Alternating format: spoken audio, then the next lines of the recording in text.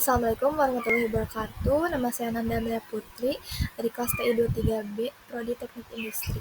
Di sini saya akan menjelaskan proses pemesinan dan pertimbangan desain manufaktur. Memahami peran pemesinan dan desain produk sangat penting. Desain mempengaruhi, memudahkan proses manufaktur. Ini juga berdampak pada kualitas akhir produk, efisiensi biaya, dan waktu produksi tidak ikut ditentukan. Di sini ada klasifikasi dan jenis pemesinan. Ini terbagi ada dua ya, teman-teman. Ada pemesinan benda kerja berputar, yaitu proses ini melibatkan benda kerja berputar, seperti poros atau silinder. Teknik turning digunakan untuk mengerjakan benda ini. Yang kedua ada pemesinan benda kerja tidak berputar. Ini tuh diterapkannya pada kerja yang tidak berputar ya, seperti plat atau blok. Dikerjakannya biasanya pakai teknik milling. Terus ada setiap proses pemesinan memiliki fungsi spesifik.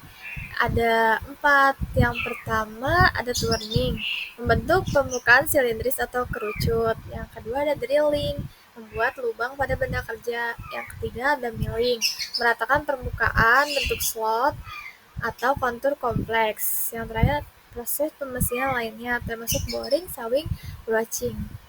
Selanjutnya ada mesin perkakas utama. Ada 4 ya teman-teman. Yang pertama ada mesin bubut, digunakan untuk proses tuning. Idealnya tuh buat benda kerja yang silindris. Terus yang kedua ada mesin bor. Fungsinya tuh untuk membuat lubang vertikal atau radial pada benda kerja. Yang ketiga ada mesin prise, mengerjakan permukaan datar, slot, atau bentuk kompleks dengan presisi. Yang terakhir ada pusat pemesinan CNC, yaitu mesin otomatis yang menawarkan presisi tinggi dan kemampuan multiproses. Selanjutnya ada parameter pemesinan kritis. Di sini ada kecepatan pemotongan, menentukan efisiensi, proses, dan kualitas permukaan benda kerja. Terus ada kedalaman pemotongan, jadi kita bisa tahu nih ketebalan material yang dihilangkan mengaruhi beban pahatnya enggak. Terus di sini ada kecepatan makan alat potong, itu tuh biar tahu laju gerakan pahat perputarannya mempengaruhi pembentukan atau enggak. Terus ada yang terakhir ada arah pemotongan milling. Ini tuh mode pemotongan fries yang mempengaruhi gaya dan umur pahat. Selanjutnya ada faktor-faktor mempengaruhi machinability. Ada jenis material, komposisi kimia dan kekerasan menentukan kemudahan pemotongan. Struktur mikro itu tuh ukuran butir dan pasa mempengaruhi kekuatan material. Terus ada geometri pahat, desain pahat mempengaruhi gaya potong dan kualitas permukaan. Yang terakhir ada parameter pemotongan. Itu tuh pengaturan kecepatan, umpan, dan kedalaman potong krusial. Selanjutnya, faktor-faktor mempengaruhi machinability. Itu tuh ada dua, ada fisik dan kimiawi. Yang fisik tuh ada kekerasan material, itu tuh mempengaruhi keausan pahat dan gaya pemotongan. Sudah kelunakan, menentukan pembentukan tatal dan kualitas permukaan. Terus selanjutnya ada kimiawi. Kimiawi itu ada unsur paduan, ada karbon, mangan, nikel, meningkatkan kekuatan material. Terus ada kesulitan proses, unsur kepaduan dapat mempersulit pemesinan. Penting banget ya buat mempertimbangkan kemampuan pemesinan material ini biar lebih kuat mekanisnya. Penting juga saat memilih material manufakturnya. Terus selanjutnya ada toleransi dan kerusakan permukaan. Di sini tuh ada toleransinya ketat ya teman-teman, kurang lebih 0,005 mm. Itu tuh untuk meningkatkan biaya produksi, butuh presisi yang tinggi juga. Terus untuk kehalusan permukaannya tuh RA 0,8. Ini juga penting untuk bagian bergerak atau bergesekan. Kualitas permukaan tuh dipengaruhi oleh pahat, kecepatan, dan getaran mesin. Nah, selanjutnya di sini ada pemesinan, ada rogging sama finishing. Kalau rogging itu menghilangkan material cepat untuk membentuk mendekati akhir. Kalau finishing itu mencapai bentuk presisi dan kehalusan permukaan yang diinginkan. Terus pemilihan parameter pemesinan tuh sangat krusial gitu teman-teman. Soalnya ini memastikan buat efisiensi, mencegah kerusakan komponen dan pahatnya. Selanjutnya ada desain produk dan ekonomi.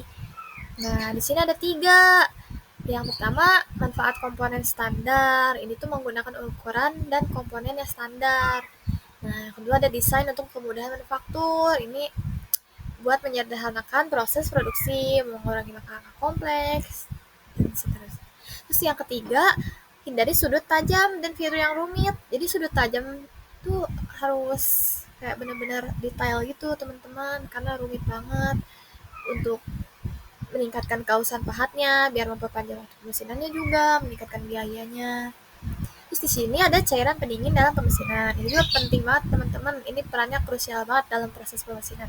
Fungsinya tuh meliputi pelumasan area pemotongan untuk mencegah kausan pahat, serta pendinginan benda kerja untuk menghindari deformasi akibat panas yang berlebih. Nah, selain itu, cairan pendingin juga ngebantuin buat bersihin serpihan logam dari area pemesinan. Pemilihan jenis cairan pendinginnya juga mulai dari minyak hingga cairan sintetis. Disesuaikan juga dengan material benda kerja dan proses pemesinan yang dilakuinnya. Terus di sini ada cara aplikasi cairan pendinginnya teman-teman, ada 4. Di sini tuh ada flooding. Itu cairan menyiram area kerja secara menyeluruh. Idealnya tuh untuk pemesinan berat dan pendinginan efektif. Terus yang kedua ada jet spray, itu semprotan, fokus buat ke titik potongnya biar efisien dan hemat cairan untuk presisi. Terus kalau mist tuh itu yang cairan halus, cocoknya untuk aplikasi presisi tinggi atau ruang terbatas. Terus ada pemilihan metode aplikasi bergantung sama proses produksi juga dan jenis mesin yang digunakannya. Di sini perawatan cairan pendingin ya teman-teman. Kan seiring waktu kualitas cairan pendingin menurun ya teman-teman. Kontaminasinya tuh kan jadi penyebab utamanya ya yang dapat mengaruhi kinerja dan umur pahatnya. Di situ ada 4 ya ada 3 perawatannya. Yang pertama tuh ada periksa pH cairan. Kayak pastikan gitu kadar keasaman cairannya seimbang nggak untuk mencegah korosi buat mesin dan menjaga efektivitasnya. Nah, yang kedua ada bersihkan sistem. Jadi ini tuh dibersihin gitu, dihilangin kotoran dan endapannya gitu. Rutin juga teman-teman, biar alirannya tetap lancar. Terus yang terakhir ada tambahan antibakteri. Jadi ini mencegah pertumbuhan mikroba yang dapat merusak kualitas cairan dan menurunkan kinerja pemesinan.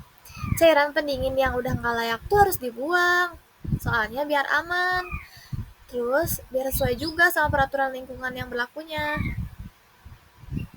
Terus selanjutnya yang terakhir ada kesimpulan pemesinan manufaktur. Proses pemesinan yang optimal bergantung pada berbagai faktor yang saling terhubung. Sinergi ini kunci keberhasilan manufaktur. Yang pertama kan desain produk yang tadi yang sudah dijelaskan. Kunci kemudahan produksi biar jadi efisiensi. Yang kedua, pemilihan material teman-teman. Kayak itu tuh bisa mempengaruhi performa sama biaya produknya. Yang ketiga tuh ada parameter proses kayak optimalisasi kecepatan, akurasi, kualitas. Yang terakhir ada cairan pendingin. Itu tuh buat ngelindungin pahat.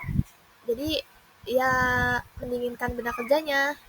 Di kombinasi faktor-faktor ini tuh menciptakan produk yang berkualitas tinggi dan efisien dan juga ekonomi. Sekian presentasi dari saya. Mohon maaf bila ada salah kata. Sekian, terima kasih.